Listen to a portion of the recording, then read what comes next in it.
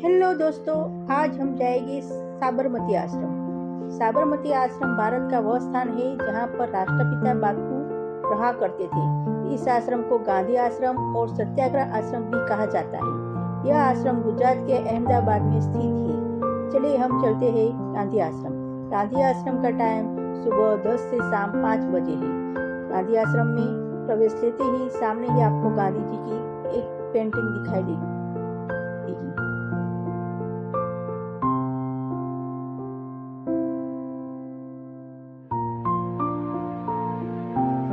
और सामने ही 3 बंदरों की पेंटिंग दिखाई दी। वो कहते हैं कि बुरा मत बोलो, बुरा मत सुनो, बुरा मत देखो।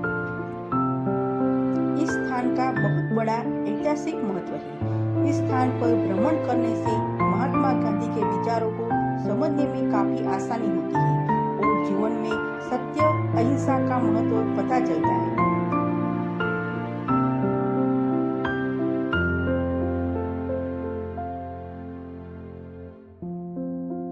साबरमती आश्रम में बहुत बड़ी लाइब्रेरी है। वहाँ गांधी जी के जीवन, कार्य, शिक्षाओं, भारतीय स्वतंत्रता आंदोलन से संबंधित 35,000 पुस्तकें हैं। वहाँ गांधी जी के द्वारा लिखे गए हजारों पत्र हैं। अंग्रेजी, गुजराती और हिंदी में 80 से अधिक उसमें पत्रिकाएं लिखी गई हैं। एक बहुत बड़ी शॉप है यहाँ पे।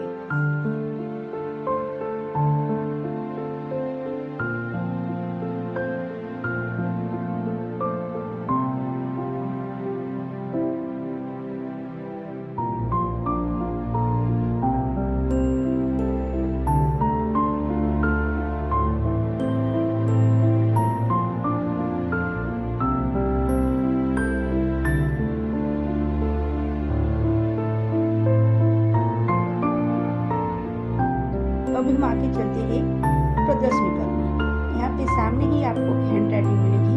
इसमें लिखा है my life is my message. इस प्रदर्शन में आपको महात्मा गांधी के जीवन की सारी घटनाओं के बारे में बताया गया है।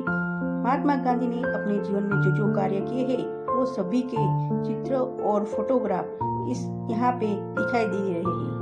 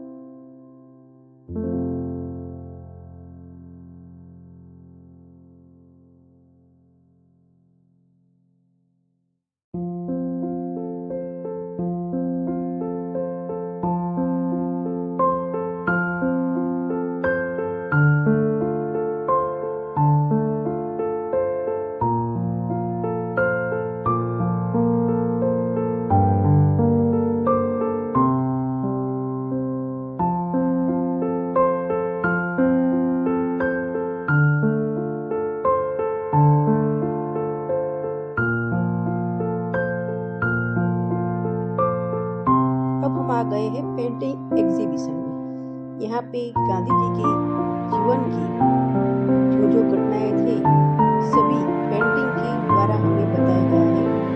यहाँ पे गांधी जी की घटनाओं का और चित्रों और ऑयल पेंटिंग और फोटोग्राफ के द्वारा हमें दिखाई दे रहा है।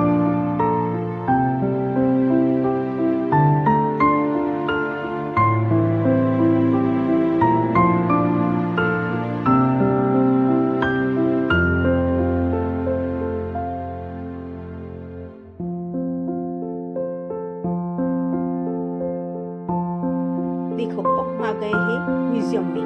इस म्यूजियम में महात्मा गांधी के हाथों का चरखा और उनके द्वारा प्रयोग किए गए लेखन के लिए टेबल को बहुत अच्छे से रखा गया है। इस आश्रम में गांधी जी के जो आश्रम के बारे में जो विचार थे वो सब यहाँ पे लिखे गए हैं कि गांधी जी ने अहमदाबाद को ही आश्रम बनाने के लिए क्यों चुना। भारत में गांधी जी का पहला आश्रम साबरमती आश्रम क्यों था। यहाँ पे सभी आश्रम वासियों की फोटो आपको दिखाई दे रही है। देखिए,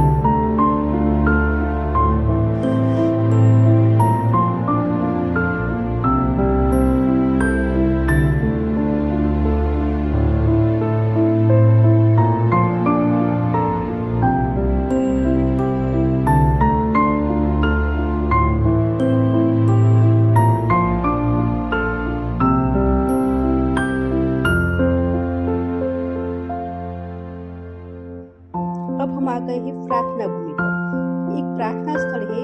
यह स्थान पूरी तरह से खुला है। इस स्थान पर महात्मा गांधी अपने अनुयायियों के प्रश्नों के उत्तर दिया करते थे।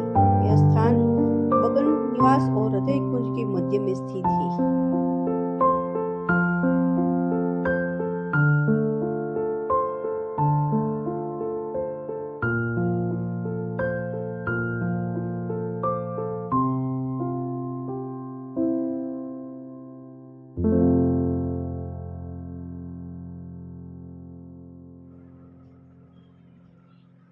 ये है कस्तूरबा जी का रूम।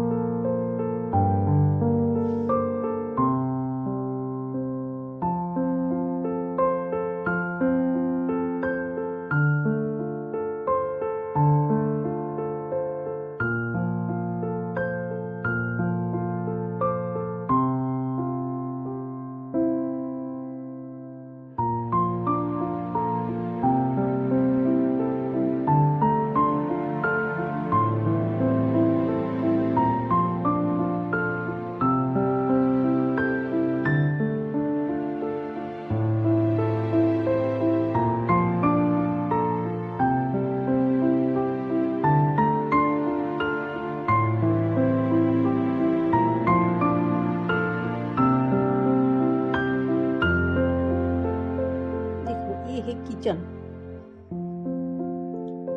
आज भी ये किचन में यूज होने वाली सभी वस्तुओं को संभाल कर रखा गया है और गांधी जी की दिनचर्या में जो जो वस्तुएं यूज होती थी उसको भी सहेज कर रखा गया है। देखो गांधी जी की तस्वीर।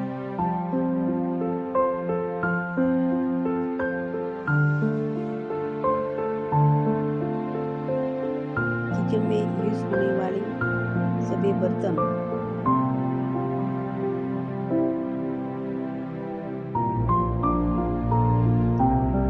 ये है साबरमती रिवर। साबरमती रिवर के तट पर ये साबरमती आश्रम बनाया गया है।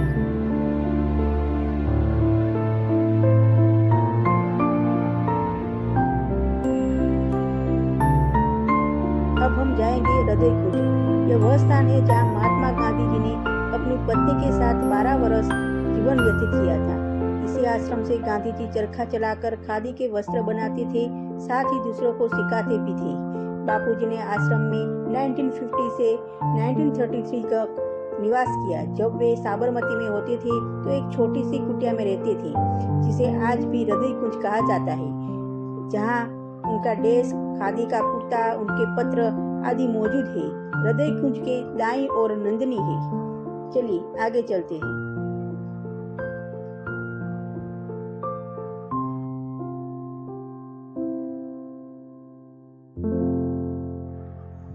देखिए अभी भी इस हृदय कुंज के पास एक बहन जी है जो हमें कॉटन में से किस तरह से धागा बनता है वो हमें चरखा चलाकर हमें बताते हैं। देखिए किस तरह से चरखा चलाते हैं। इस तरह वो धागा बनाते हैं। इसी धागे में से वस्त्र बनाते हैं। साबरमती आश्रम 365 दिन खुला रहता है। इस आश्रम के आसपास 3 महत्वपूर्ण स्थल है। एक और विशाल पवित्र साबरमती नदी, दूसरी ओर स्मशान घाट और तीसरी ओर जेल है। अब हम पहुंचेंगे विनोबा कुटीर। यह स्थान आचार्य विनोबा भावे के नाम पर रखा गया है। आचार्य विनोबा भावे गांधी जी के राष्ट्रीय शिक्षक और आध्यात्मिक उत्तराधिकारी कहलाते थे। वे इसी स्थान पर बैठकर गांधी जी के साथ चर्चा किया करते थे। इस कुटीर को मीरा कुटीर इसलिए कहा जाता है क्योंकि गांधी से प्रभावित होकर एक ब्रिटिश महिला मीराबेन ने इसी स्थान पर अपना समय बिताया था। यहाँ साबरमती आश्रम में एक मगन निवास भी है। जो साबरमती आश्रम की देखभाल करने वाले मगनलाल गांधी का यह निवास स्थान था, जो बापू के कजिन थे और एक नंदिनी भी है।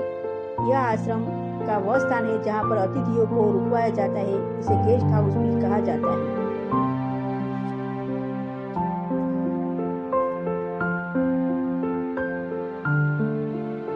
देखिए दोस्तों, आगे ही 4 व्हीलर और 2 व्हीलर का पार्किंग है और एक गांधी आश्रम का पूरा मैप है।